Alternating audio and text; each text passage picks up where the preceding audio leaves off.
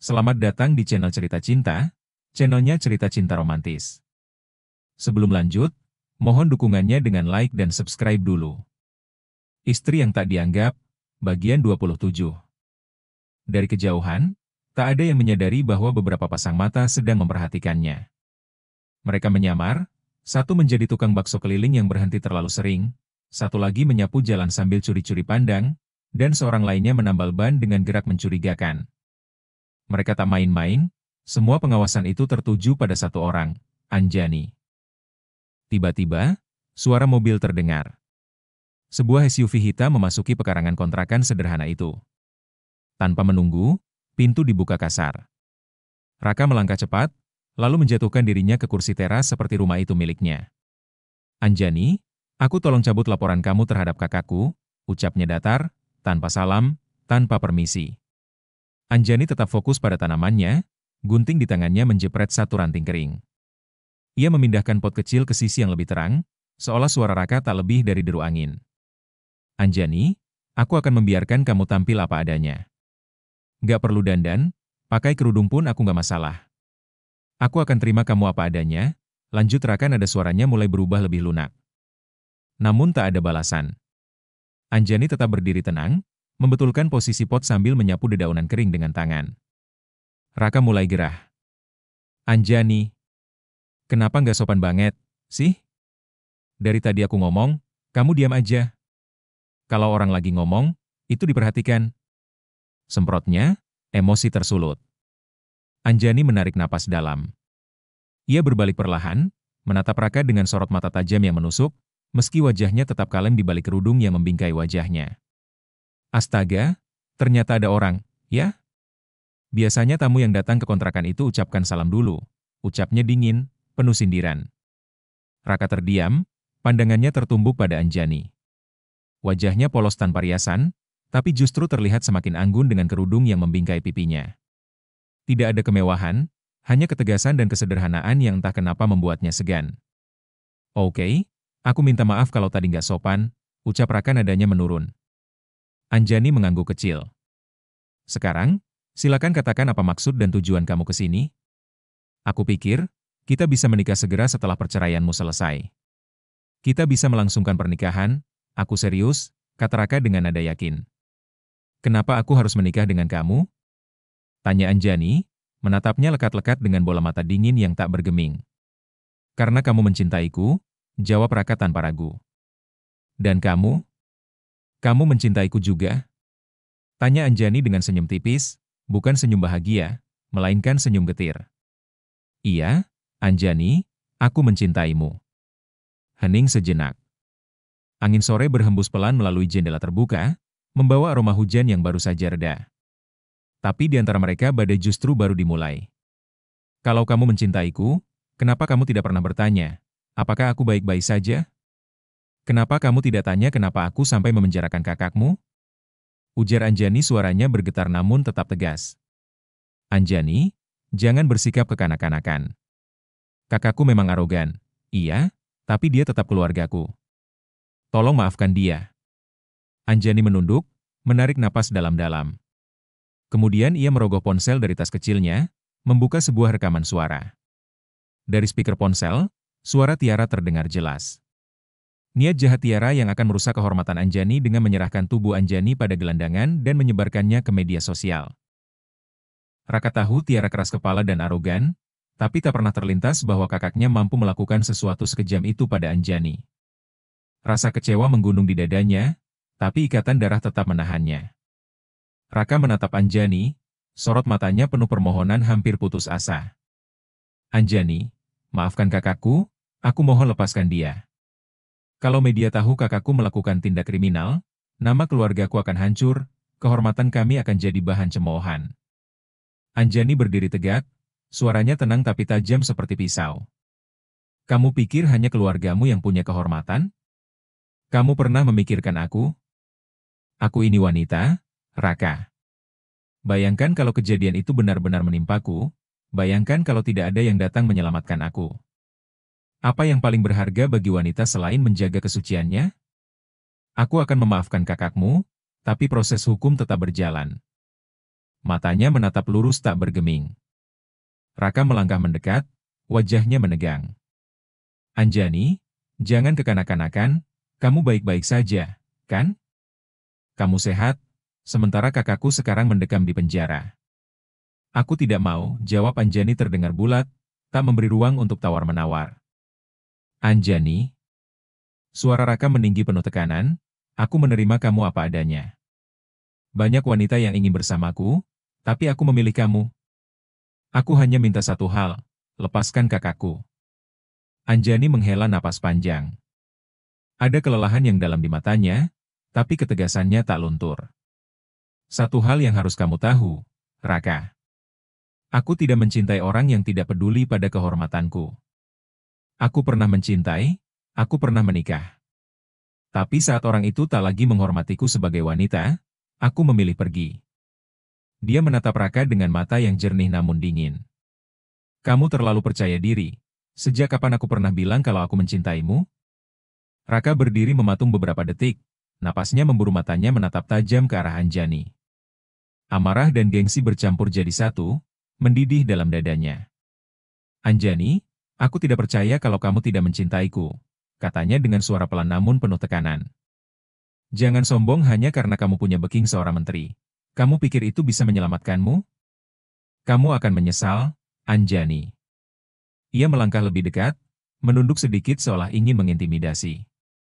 Aku sudah cukup baik padamu. Tapi kalau mamahku yang turun tangan, kamu tidak akan selamat. Aku datang ke sini karena kasihan padamu bukan karena takut. Tapi kalau mamahku yang bertindak, kamu akan mengalami hal yang bahkan tak bisa kamu bayangkan. Ia menghela napas kasar, seolah sedang menahan sesuatu yang meledak dalam dirinya. Aku beri kamu waktu 1 hari, hubungi aku kalau kamu berubah pikiran. Anjani menegakkan tubuhnya, wajahnya tak berubah. Matanya menatap Raka dengan keteguhan yang tak tergoyahkan. Tidak usah menunggu lama, aku tetap pada keputusanku. Aku tidak akan mencabut laporan itu, kakakmu harus menerima hukuman yang setimpal, sesuai hukum yang berlaku. Raka mengertakkan rahang, sorot matanya berubah jadi tajam dan gelap. Kamu sudah menabuh genderang perang dengan keluargaku, Anjani. Ia berbalik dan melangkah pergi tanpa menoleh, meninggalkan Anjani. Anjani menatap punggung Raka. Kadang orang yang punya uang dan kekuasaan suka bertindak tidak masuk akal, dan Anjani memilih melawan. Dari tadi Jamal memperhatikan dari jauh dengan pandang tenang, kemudian mengambil ponselnya. Mulai sekarang awasi keluarga Atmaja, ucap Jamal memberi perintah. Pagi itu cerah, burung-burung berkicau di luar dan udara terasa sejuk, tapi tidak bagi Ricky. Di dalam mobil yang melaju ke arah Jakarta, dia duduk diam menahan kesal. Lucy, kenapa sih harus naik mobil? Naik pesawat kan lebih cepat, ucap Ricky berusaha tetap tenang. Aku lagi ngidam, Ki. Pengen banget ngerasain perjalanan darat dari Surabaya ke Jakarta, jawab Lucy dengan nada manja. Padahal itu bukan alasan sebenarnya. Lucy sedang panik, namanya sudah muncul dalam daftar penerima aliran dana dari kasus korupsi ayahnya, yang kini jadi tersangka dan dipenjara. Dia ke Jakarta bukan untuk menyiapkan pernikahan, tapi untuk mencari Raka Atmaja. Pria yang membuatnya jatuh cinta sejak pandangan pertama. Lucy tahu, keluarga Atmaja punya pengaruh besar, dan dia berniat mendapatkan Raka apapun risikonya. Aku capek, Lus. Udah semalam gak tidur, keluh Ricky. Kalau gitu aku telepon ibumu, ya? Balas Lucy singkat menoleh sekilas. Ricky hanya bisa menghela napas, ancaman halus itu cukup membuatnya diam. Ibu Ricky memang selalu memihak Lucy, sejak wanita itu datang membawa kabar kehamilan, padahal Ricky sendiri masih ragu. Tapi semua sudah terlanjur. Pernikahan mendadak itu, janji-janji yang dia paksakan pada diri sendiri, semuanya demi menenangkan ibunya. Lucy asyik dengan ponselnya, tertawa kecil sesekali. Ricky melirik sekilas, lalu kembali memandangi jalanan. Kosong, sama seperti hatinya sekarang. Dia teringat masa lalu. Saat masih jadi tukang ojek online, setiap minggu dia dan Anjani selalu punya waktu khusus. Ke taman, makan cilok di pinggir jalan, nonton pertunjukan kecil di pasar malam. Anjani selalu tertawa, selalu perhatian, selalu membuat Ricky merasa berarti. Saat itu hidup mereka memang sederhana, tapi bahagia. Ricky tersenyum kecil tapi cepat menghilang. Ia sadar, salah satu tujuan ke Jakarta kali ini adalah menghadiri sidang perceraian dengan Anjani. Perempuan yang dulu ia nikahi karena cinta, bukan karena keterpaksaan, bukan karena tekanan keluarga. Dan kini, perempuan yang duduk di sebelahnya justru merasa asing. Lucy tak pernah benar-benar peduli, ia sibuk dengan ambisinya sendiri. Dan Ricky merasa seperti orang bodoh, terjebak dalam situasi yang tak pernah ia inginkan. Mobil terus melaju, tapi hati Ricky seperti berhenti. Ia tak tahu bagaimana masa depannya akan berjalan. Yang ia tahu, dia telah kehilangan Anjani, dan sekarang hidup bersama seseorang yang bahkan tak ia cintai. Perjalanan ke Jakarta seharusnya biasa saja. Tapi bagi Ricky, ini perjalanan yang paling menyesakan. Sekitar pukul 11 malam, Ricky akhirnya sampai di rumah. Lampu teras masih menyala. Seperti biasa, ibunya selalu menunggunya pulang, tak peduli seberapa larut malam itu. Hanya ibunya dan Anjani yang masih peduli pada dirinya. Yang lainnya, hanya melihatnya sebagai mesin uang. Nina dan Nani, dua adiknya itu bahkan tak pernah bertanya bagaimana harinya. Yang mereka pedulikan hanyalah uang jajan, kuota internet, dan kapan Ricky akan mentransfer lagi. Sedangkan ayahnya, dari dulu sampai sekarang tak pernah benar-benar hadir. Sosok yang hanya ada secara fisik, tapi kosong di hati. Begitu mobil Ricky berhenti, Lucy bergegas keluar. Bukan untuk menyambutnya, tapi langsung memeluk Myrna, mertuanya. Seolah-olah Ricky hanyalah sopir yang mengantar barang.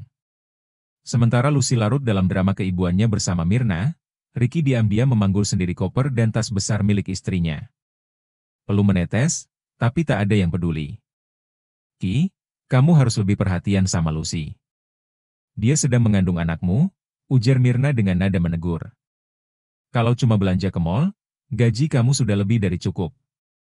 Kamu harus lebih fokus sama istri kamu. Ricky menarik napas pelan. Sudah bisa ditebak, pasti Lucy yang mengadu soal keinginannya kemarin yang tak dikabulkan. Ricky hanya menjawab pendek, ya, Bu. Ia terlalu lelah untuk membantah atau menjelaskan. Di ruang tengah, Lucy menguap malas saat Ricky mengingatkan hal penting. Siapkan daftar nama pejabat yang mau diundang. Besok aku meeting khusus bahas resepsi kita. Mas, itu lagi, aku lelah. Besok pagi aja aku buat, jawab Lucy mengelak. Sebenarnya dia tak punya daftar itu. Ayahnya dulu punya banyak relasi, tapi setelah tersandung kasus korupsi, semua koneksi itu lenyap. Mengundang mereka sama saja menggali kuburan sendiri. Dalam diam, Lucy mulai menyusun rencana. Sebelum pagi aku harus pergi, bisiknya dalam hati. Besok kamu ikut ke kantor, ya? Kita bahas semuanya langsung, kata Ricky tenang. Ya, nanti aku ikut, jawab Lucy. Tapi pikirannya sudah mengembara jauh, ia tak akan ikut. Ia akan kabur, sebelum semua kebohongannya terbongkar. Ricky terbangun. Matahari sudah tinggi, lagi-lagi kesiangan. Sejak menikah dengan Lucy, Ricky makin jarang ingat salat. Bahkan untuk bangun pagi saja rasanya makin berat. Lucy, kenapa kamu gak bangunin aku? Gumamnya setengah kesal.